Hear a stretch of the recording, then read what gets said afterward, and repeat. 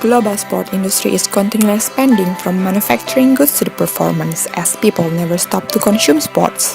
Football with its massive spectatorship and the greatest FIFA World Cup are the perfect example of it. More and more sponsors, media and other corporate entities join one of the biggest sport carnivals in the world, trying to attract wider consumers, especially when they found out the greater benefit of exploiting new media.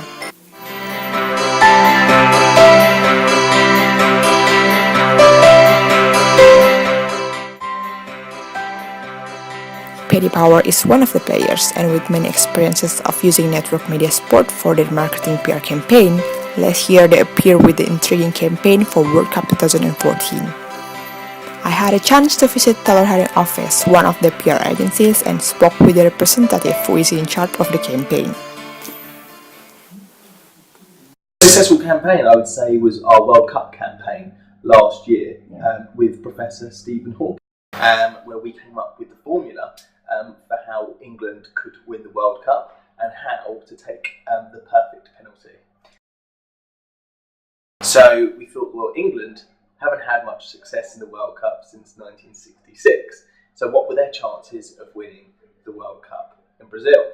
We would release the formula in April, a few months before the competitions. You only had to look at Twitter or Facebook to look at the comments leading up to the World Cup. People saying, "Oh, this is not a good team. This is not the team that's going to win the World Cup. I don't believe this is the right player to play in this position." Everyone has an opinion, and you only have to look to social media to have a look at what people are being, what is being said.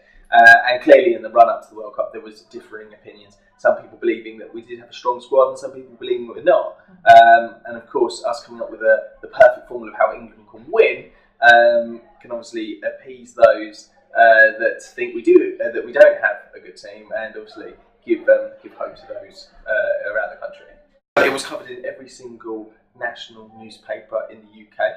It was covered by every single national media online paper as well, and widespread consumer coverage across the globe, and also a huge amount of social media chatter across the world as well. We held a press conference with Stephen Hawking on the day that we released our results. So we invited all of the media, about 100 media turned up at the event in a hotel in London, and we presented the findings to all of the media that were in the room.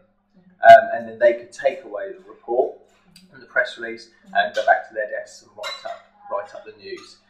We also invited broadcast media down as well, so they brought their cameras down and did one-on-one interviews with Stephen Hawking. And then, of course, our team here in the office was sending in the story to the national media. Journalists now, most press conferences, pick up their phone and live tweet from them. We put on a real spectacle. Paddy did a great job of making a real event with Stephen Hawking, and of course, journalists would have been talking about it. Mischief, that is, in terms of their PR campaign, it's all about mischief that will make them stand out amongst the betting market, all their other competitors, ahead of the World Cup, so that customers would come and place their bets with Paddy on who would win the competition. Always on strategy is so important, especially in the betting world, and in terms of engaging with their customers and keeping them customer retention, that's really important. The media landscape has changed. Yes. Over the last 10 years, the newspapers used to reign supreme, and now there's a huge shift to online media, where there is every national newspaper now has an online version of the paper, which has even more content on it daily that's being updated 24/7. And of course, there's lots of other consumer media online outlets that have now popped up. And of course, there is social media as well, where essentially everyone can be a news reporter, because everyone can be at the front and centre of action and report it live on their own Twitter feed. So bringing the world of entertainment to sport I think that can really help reach out to consumers.